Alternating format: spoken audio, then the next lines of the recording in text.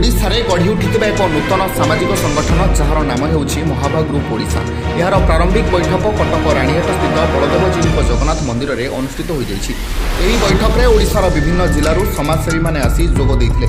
ମାନବ ସେବା ହିଁ ମାଧବ ସେବା ଏହି ଶବ୍ଦକୁ ମନ୍ତ୍ର କରି ଆଗାମୀ ଦିନରେ ଜଗତ କଲ୍ୟାଣ ନିମନ୍ତେ କାର୍ଯ୍ୟ କରିବେ ବୋଲି ଏହି ବୈଠକରେ ସଂକଳ୍ପ କରିଥିଲେ।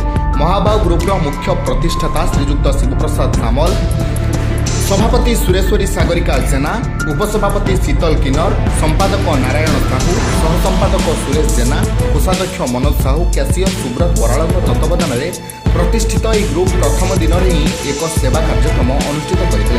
कटक रेल स्टेशन निकट में किसी असहाय भिन्नक्षम मानसिक विकृत लोक परिष्कार परिच्छन्न कर नूतन पोशाक पिंधाई दि जाता और पर से खाद्य और पानीय जल जोगाई दि जाता। यही अवसर में अनुष्ठान प्रतिष्ठाता शिवप्रसाद सामल कहते जे यहीपरि आहरी जनकल्याण कार्य आगକୁ जारी रहिब, जहाँ केवल असहाय अनाथ मानसिक विकृत व्यक्तिविशेषों उद्दिष्ट हेब। एसहित आगामी दिन में स्वास्थ्य कैंप, रक्तदान शिविर, जल जोगाण, वृक्षरोपण इत्यादि सामाजिक कार्य कर लक्ष्य रखिंट ग्रुपर सदस्य।